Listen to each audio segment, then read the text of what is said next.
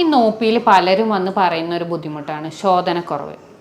വയറ്റിന്ന് കറക്റ്റായിട്ട് പോകുന്നില്ല. ചിലർ പറയും കട്ടിയിലാണ് പോകുന്നത്, ചിലർ പറയും ആഴ്ചയിൽ 1-2 തവണ പോകുന്നുള്ളൂ. അത് ചിലർക്ക് അതൊരു സ്ഥിരം ആയി, അപ്പോൾ അവരത് മൈൻഡാക്കുന്നില്ല. നമ്മൾ എടുത്ത് ചോദിക്കുമ്പോഴാണ് ചിലർ പറയുന്നത്, ആ ഡോക്ടറെ ഇതേപോലെ 1-2 തവണ പോകുന്നുള്ളൂ, ഇല്ല 2 ദിവസം കൂടുമ്പോഴാണ് പോകുന്നത്. അപ്പോൾ ചിലർ ഇതിനെക്കുറിച്ച് നല്ല അറിവും ഇതുള്ളവരാണ്. കാരണം അങ്ങനെ പോയാൽ അവർക്കൊരു സുഖം കിട്ടുന്നില്ല, പല രീതിയിലുള്ള ബുദ്ധിമുട്ടുകൾ വരുന്നുണ്ട്. ശോധന കുറഞ്ഞു കഴിഞ്ഞാൽ നമുക്ക് വയറിൻ്റെ ബുദ്ധിമുട്ടുകൾ മാത്രമല്ല വരുന്നത്. ചിലർക്ക് അത് കാരണം തലവേദന വരുന്നുണ്ട്, ചിലർ ക്ഷീണം ഉണ്ടാവുന്നുണ്ട്. ഇപ്പോൾ അടുത്താണ് ഒരു പേഷ്യൻ്റ് പറഞ്ഞത്, അവർക്ക് നടുവേദന വരെ അത് കാരണം ഉണ്ടെന്ന് അവർക്ക് തോന്നുന്നു. കാരണം എന്താ വെച്ചാൽ ഇത് പോകുന്ന ദിവസങ്ങളിൽ അവർക്ക് ബുദ്ധിമുട്ടുകളില്ല, പോവാത്ത ദിവസങ്ങളിലാണ് നമുക്ക് ബുദ്ധിമുട്ടുള്ളത്. അപ്പോൾ ആ രീതിയിൽ പല രീതിയിൽ വയറ്റിന്ന് പോവാൻ നമുക്ക് പല രീതിയിൽ ബുദ്ധിമുട്ടുകൾ ഉണ്ടാവുന്നുണ്ട്. അപ്പോൾ ചിലർ പറയുന്നു പല ഫുഡിൽ നല്ല ചേഞ്ച് വരുത്തി നോക്കി, ഞങ്ങൾ കൂടുതൽ ഫൈബർ ആയിട്ടുള്ള ഫുഡാണ് കഴിക്കുന്നത്, എന്നിട്ടും പോകുന്നില്ല. വെള്ളം നന്നായിട്ട് കുടിക്കുന്നുണ്ട്, എന്നിട്ടും മലബന്ധം ഉണ്ടാവുന്നുണ്ട്. അപ്പോൾ ഈ മലബന്ധം എന്ന് പറയുന്നതിന് ഈ ഭക്ഷണം മാത്രമോ വെള്ളം മാത്രമോ കുടിച്ചുകൊണ്ട് മാത്രം നമ്മളത് ക്ലിയർ ആവില്ല. ഇന്ന് ഈ വീഡിയോയിൽ ഞാൻ നിങ്ങൾക്ക് ഒരു ഫലപ്രദമായ രീതിയിലുള്ള 2 ഒറ്റമൂലികൾ പറയുന്നുണ്ട്. ഇത് രണ്ടും നിങ്ങൾ രാത്രി കഴിച്ചു കഴിഞ്ഞാൽ നിങ്ങളെ ശോധന രാവിലെ കറക്റ്റായിട്ട് നടക്കുന്നതാണ്. അപ്പോൾ എന്താണ് മലബന്ധം? ഈ മലബന്ധം എന്ന് പറയുന്നത് ശരിക്കും നമ്മൾ ഒരു ദിവസം 1-2 തവണ ടോയ്ലറ്റ് പോകുന്നത് വളരെ നല്ലതാണ്. അത് കറക്റ്റായിട്ടെന്ന് പറയുന്ന നല്ല കട്ടിയുള്ള രീതിയിലല്ല, നമ്മുടെ മലദ്വാരത്തിന് ബുദ്ധിമുട്ടോ വേദനയോ ഒന്നും ഇല്ലാത്ത രീതിയിൽ സുഗമമായ രീതിയിൽ പോകുന്നതിനെയാണ് നോർമൽ നമ്മൾ പറയുക. അപ്പോൾ അത് കട്ടിയിലുള്ളതാവുമ്പോൾ 2 ദിവസം കൂടുതൽ കഴിഞ്ഞതിന് ശേഷം പോവുക, ഈ ഒരു രീതിയിലൊക്കെ ആവുമ്പോഴാണ് മലബന്ധമായിട്ട് നമ്മൾ പറയുക. അപ്പോൾ ഇതിന് കാരണങ്ങൾ എന്തൊക്കെയാണ്? മെയിനായിട്ട് പറയുന്നത് വെള്ളം കുടിയുടെ കുറവ് തന്നെയാണ്. വെള്ളം കുടി കുറഞ്ഞു കഴിഞ്ഞാൽ ഇപ്പം നമ്മളെ ശരീരത്തിൽ എന്ന് പറഞ്ഞാൽ വെള്ളം എല്ലാ സ്ഥലങ്ങളിൽ നിന്ന് ആഗിരണം ചെയ്തുകൊണ്ടിരിക്കുന്നുണ്ട്. അപ്പോൾ എന്താണ് മലബന്ധം എവിടെ നടക്കുന്നത് നമുക്ക് നോക്കാം. വൻകുടൽ, ആമാശയത്തിന് ശേഷം നമ്മൾ പറയും വൻകുടലുണ്ട്. അപ്പോൾ ഈ സ്ഥലത്ത് എന്ന് പറഞ്ഞാൽ അവിടെയുള്ള സെൽസും ഈ ന്യൂട്രിയൻസിനെ വലിച്ചെടുക്കുന്നതിൻ്റെ ഒപ്പം അവിടുന്ന് വെള്ളവും വലിച്ചെടുക്കും. അപ്പോൾ അവിടെ ഭക്ഷണം ദഹനം കഴിഞ്ഞതിന് ശേഷം എത്തിക്കഴിഞ്ഞാൽ അവിടുന്ന് വെള്ളം വലിച്ചെടുക്കുന്നുണ്ട്. അപ്പോൾ നമ്മുടെ ശരീരത്തിന് ആവശ്യമായ വെള്ളമാണ് അവിടെ വലിച്ചെടുക്കുന്നത്. അപ്പോൾ നമ്മൾ ശരീരത്തിന് ആവശ്യമായ രീതിയിൽ വെള്ളം ഉള്ളിലേക്ക് എടുത്തിട്ടില്ല എന്നുണ്ടെങ്കിൽ അവിടുത്തെ ആഗിരണം ചെയ്ത് കഴിഞ്ഞാൽ ബാക്കി വരുന്നത് വീണ്ടും നമ്മൾ കട്ടിയാവുകയാണ് ചെയ്യുന്നത്. അപ്പോൾ അത് മലദ്വാരത്തിലൂടെ പുറത്തു പോകാനുള്ള ബുദ്ധിമുട്ടുണ്ടാവും. അപ്പോൾ നമ്മൾ ശരീരത്തിലേക്ക് ആവശ്യത്തിൽ വെള്ളം ഉള്ളിലേക്ക് എടുക്കണം. പിന്നെ ഫൈബർ കുറഞ്ഞു കഴിഞ്ഞാൽ നാരുകൾ അടങ്ങിയ ഭക്ഷണം, അപ്പോൾ നാരുകൾ അടങ്ങിയ ഭക്ഷണങ്ങൾ കഴിക്കുമ്പോൾ ദഹനത്തിന് ശേഷം അത് ശരീരത്തിന് അവിടുന്ന് വെള്ളം വലിച്ചെടുക്കാനും ന്യൂട്രിയൻ വലിച്ചെടുക്കാനും സുഖമാണ്. പിന്നെ ആ രീതിയിൽ തന്നെ നാരുകൾ കൂടുതൽ അടങ്ങിക്കഴിഞ്ഞാൽ അവിടെയുള്ള മൂവ്മെൻറ്റും ക്ലിയർ ആയിട്ടുണ്ടാവും. അപ്പോൾ അവിടെയുള്ള മൂവ്മെൻറ്റിൽ ഉണ്ടാവുന്ന മാറ്റവും നമ്മുടെ ശരീരത്തിലെ മലബന്ധത്തിന് കാരണമാവും. നോർമലി ആ മൂവ്മെൻറ്റിനെ നമ്മൾ പറയാം പെരിസ്റ്റാൾട്ടിക് മൂവ്മെൻറ്റ് എന്നാണ്. അപ്പോൾ ആ മൂവ്മെൻറ്റ് കറക്റ്റായിട്ട് നടക്കണം. അപ്പോൾ മെയിനായിട്ട് അതിനെ സഹായിക്കുന്ന അവിടുത്തെ സെല്ലുകളാണ്. അപ്പോൾ ആ സെല്ലുകളുടെ ആരോഗ്യസ്ഥിതി നമ്മൾ നോക്കണം. ഇപ്പോൾ ഒരു ടെൻഷൻ അല്ലെങ്കിൽ മാനസിക പിരിമുറുക്കമുള്ള ഒരു വ്യക്തിക്ക് എന്ന് പറഞ്ഞാൽ ശരീരത്തിൽ സ്ട്രെസ് ഹോർമോൺ കൂടുതലായിട്ട് ഉൽപ്പാദിപ്പിക്കും. ആ സ്ട്രെസ് ഹോർമോൺ കൂടിക്കഴിഞ്ഞാൽ ഈ കോശങ്ങളിലേക്കുള്ള രക്തയോട്ടം, അതുപോലെ തന്നെ ചിലപ്പോൾ ആ കോശങ്ങളിലുള്ള ഇമ്പൾസുകൾ എന്ന് പറയുന്നത് നമ്മൾ അവിടെ കൊടുക്കുന്ന ഓരോ ആശയവിനിമയം എന്ന് പറയുന്ന പോലെ ശരീരത്തിലുള്ള മാറ്റങ്ങളെയാണ്. അപ്പം അതിൽ കൂടുതൽ ഇമ്പൾസ് കൊടുത്തു കഴിഞ്ഞാൽ അവിടുത്തെ മൂവ്മെൻറ്റ് കൂടും.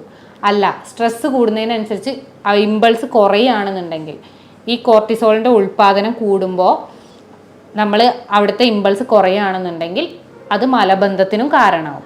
അപ്പോൾ അത് 2 രീതിയിലും ബാധിക്കാം. മൂവ്മെൻറ്റ് കൂടിയാലും ബുദ്ധിമുട്ട് തന്നെയാണ്, കുറഞ്ഞാലും ബുദ്ധിമുട്ടാണ്.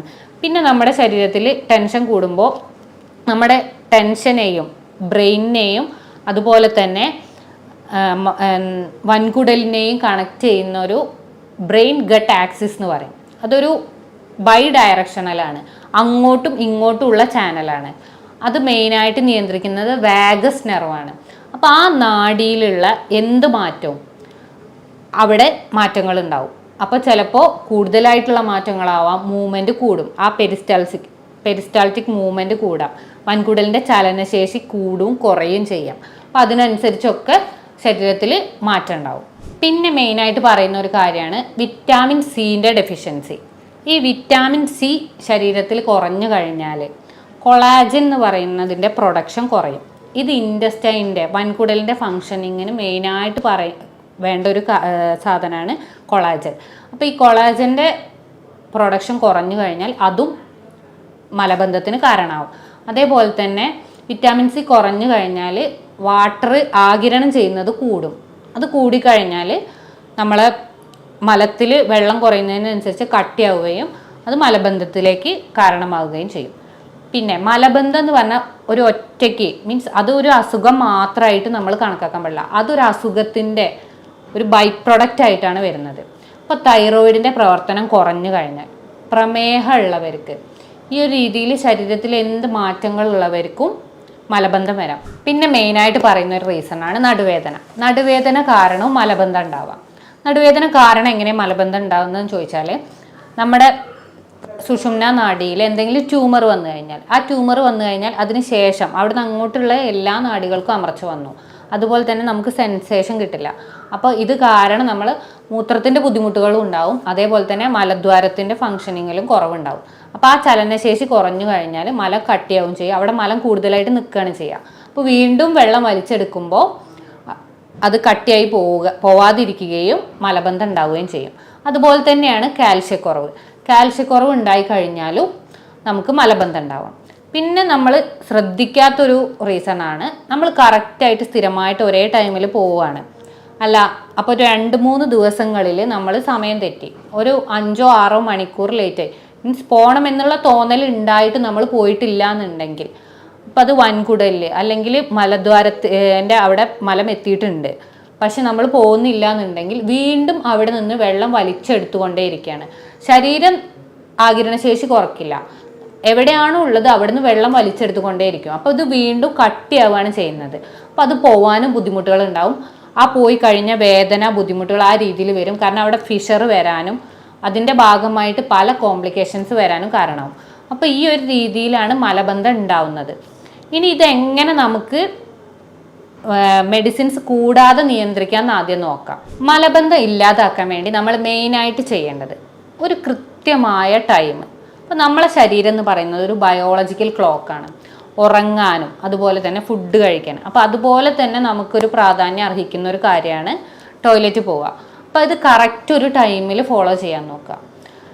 ഇപ്പോൾ ഒരു 8 മണിയാണെന്നുണ്ടെങ്കിൽ ആ 8 മണിക്ക് തന്നെ സ്ഥിരമായിട്ട് പോകാൻ നോക്കുക. പോകണമെന്ന് തോന്നലുണ്ടായി കഴിഞ്ഞാൽ ഒരു വിത്തിൻ 10 മിനിറ്റ്സ് ഇത് നിങ്ങളൊന്ന് സ്ഥിരമായിട്ട് ചെയ്ത് നോക്കൂ. നിങ്ങൾക്ക് എന്തായാലും ജീവിതത്തിൽ മലബന്ധം വരില്ല. കാരണം ആ ഒരു ടെൻഡൻസി വന്നു കഴിഞ്ഞാൽ വീണ്ടും നമ്മൾ പിടിച്ചു നിൽക്കുമ്പോൾ മാത്രമാണ് അവിടുന്ന് വെള്ളം വലിച്ചെടുക്കുമ്പോൾ ബുദ്ധിമുട്ടുണ്ടാകുന്നത്. അപ്പോൾ കറക്റ്റായിട്ട് ഒരു ടൈം ഫോളോ ചെയ്യാൻ നോക്കുക. പിന്നെ പറയുന്നത് നമ്മൾ വെള്ളം കുടിക്കുക. വെള്ളം ധാരാളമായിട്ട് കുടിക്കാൻ നോക്കുക. കാരണം ബോഡിക്ക് ആവശ്യമുള്ള വെള്ളം വേണം, അതുപോലെ തന്നെ മലം പോവാനുള്ള ആ ഒരു ലൂസനിങ്ങിനുള്ള വെള്ളവും ശരീരത്തിൽ വേണം. അപ്പോൾ നന്നായിട്ട് ഡെയിലി വെള്ളം കുടിക്കാൻ നോക്കുക. പിന്നെ വിറ്റാമിൻ സി റിച്ച് ആയിട്ടുള്ള ഫുഡ്, നാരങ്ങ, ഓറഞ്ച്, ബ്രോക്കോളി ഇതുപോലത്തെ ഫുഡുകൾ നമ്മൾ ഡെയിലി ഭക്ഷണത്തിൽ ഉൾപ്പെടുത്താൻ നോക്കുക. പിന്നെ പറയുന്നത് ഇൻസോലബിൾ ഫൈബറും സോലബിൾ ഫൈബറും നമ്മൾ കഴിക്കണം. ഓട്സ്, ബാർലി ഇത് നമ്മൾ ഡെയിലി ഫുഡിൽ ഉൾപ്പെടുത്തുക. അത് രാത്രിയാണെന്നുണ്ടെങ്കിൽ രാത്രി, അല്ല നിങ്ങൾക്ക് പറ്റുന്ന സൗകര്യം പോലെ രാത്രിയാണ് ഏറ്റവും നല്ലത്. അതുപോലെ തന്നെ തവിടുള്ള അരി കഴിക്കാൻ നോക്കുക. സാധാ ചോറിന് പകരം നമ്മൾ തവിടുള്ള ആ തവിടും ഒരു ലാക്സേറ്റീവ് പോലെ നമുക്ക് പ്രവർത്തിക്കും. ഈ മലം പോകുന്നതിനൊരു സഹായകരമാവും. അപ്പോൾ അതുകൊണ്ട് തവിടുള്ള അരി കഴിക്കാൻ നോക്കുക. അതുപോലെ തന്നെ ഗോതമ്പ് കൂടുതലായിട്ട് കഴിക്കാൻ നോക്കുക. പിന്നെ നമ്മൾ ഇപ്പോൾ ടോയ്ലറ്റിൽ ഇരിക്കുന്ന സമയത്ത് നമ്മുടെ കാൽമുട്ടുകൾ നമ്മുടെ അരക്കെട്ടിന് ഒന്ന് അരക്കെട്ടിനേക്കാൾ ഒന്ന് ഒരു ചെറുതായിട്ട് ഉയർന്ന രീതിയിൽ ഇരിക്കാൻ നോക്കുക. അതിന് വേണ്ടി നമ്മൾ ചെയ്യേണ്ടത് നമ്മളെ മടമ്പ് ജസ്റ്റ് ഒന്ന് പൊന്തിച്ചാൽ മതി. ഈ രീതിയിൽ ഇരുന്ന് കഴിഞ്ഞാൽ നമ്മുടെ വൻകുടലും അതേപോലെ തന്നെ സ്പൈനൊക്കെ നേരെ രീതിയിൽ വരുന്നതുകൊണ്ട് ആ മൂവ്മെൻറ്റ് ചലനശേഷി കൂടുന്നത് കാരണം മലം പെട്ടെന്ന് പോവാൻ നമുക്ക് സഹായകമാവും. പിന്നെ നമ്മൾ ചെയ്യേണ്ട, ഇത്രയും ചെയ്തിട്ടും നിങ്ങൾക്ക് ബുദ്ധിമുട്ടുകൾ ഉണ്ടെന്നുണ്ടെങ്കിൽ നമ്മൾ 2 ഒറ്റമൂലികൾ പറയുന്നുണ്ട്. ഇത് ഡെയിലി വൈകുന്നേരം മീൻസ് രാത്രി ഫുഡ് കഴിച്ചതിന് ശേഷം നിങ്ങൾ കഴിക്കുക.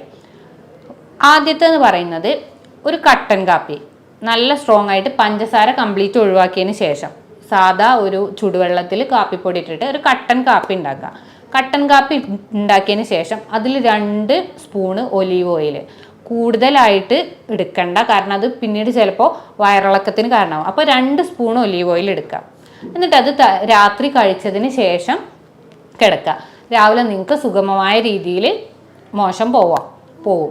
പിന്നെ വേറൊന്ന് പറയുന്നത്, സാധാ പാല് അല്ലെങ്കിൽ വെള്ളത്തിലും കുടിക്കുക. പാല് രാത്രി ഒരു ഗ്ലാസ് എടുത്തതിന് ശേഷം അതിൽ 1 സ്പൂൺ കാസ്റ്റർ ഓയിൽ. നോർമലി എല്ലാവർക്കും അറിയുന്നതാണ് ആവണക്കിൻ്റെ എണ്ണ. പഴയ ആൾക്കാരൊക്കെ സ്ഥിരമായിട്ടത് ഉപയോഗിക്കുന്നത് കണ്ടിട്ടുണ്ടാവും. പക്ഷേ ഇന്നത്തെ രീതിയിൽ നമുക്കത് എന്താണ് ഏതാണെന്ന് അറിയില്ല. അപ്പോൾ ആവണക്കിൻ്റെ എണ്ണ ഈ പാലിൽ ഒഴിച്ചതിന് ശേഷം ഡയറക്റ്റായിട്ട് കഴിക്കുക. കൂടുതലായിട്ട് കഴിക്കേണ്ട. ഈ ഒരു ഗ്ലാസ്സിൽ 1 സ്പൂൺ എന്ന രീതിയിൽ കഴിക്കുക.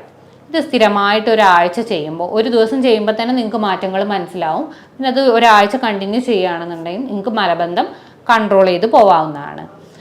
പിന്നെ ഡെയിലി രാവിലെ എണീച്ച ശേഷം നിങ്ങളൊരു അധിക ചൂടിലല്ല, ഒരു മൈൽഡ് ചൂടിൽ ഇളം ചൂടുവെള്ളം 2 ഗ്ലാസ് ഡെയിലി എല്ലാവരും കുടിക്കാൻ നോക്കുക. അത് മലബന്ധത്തിന് മാത്രമല്ല, ശരീരത്തിലെ എല്ലാ ഉന്മേഷത്തിനും കോശങ്ങളുടെ വളർച്ചയ്ക്കും ഒക്കെ നല്ല രീതിയിൽ ഹെൽപ്പ് ചെയ്യും. അപ്പോൾ ഈ രീതിയിൽ നിങ്ങൾ എല്ലാവരും ഒന്ന് ചെയ്തു നോക്കൂ. നിങ്ങൾക്ക് മലബന്ധം പിന്നീട് ഉണ്ടാവില്ല. അപ്പോൾ ഇതുമായി ബന്ധപ്പെട്ട് എന്തെങ്കിലും സംശയം നിങ്ങൾക്ക് ഉണ്ടെന്നുണ്ടെങ്കിൽ നിങ്ങൾക്ക് ഈ കാണുന്ന നമ്പറിൽ കോൺടാക്റ്റ് ചെയ്യാവുന്നതാണ്. ഞാൻ doctor Gopika, doctor Basil Soumya hospital, Pandikkad, Malappuram ജില്ല.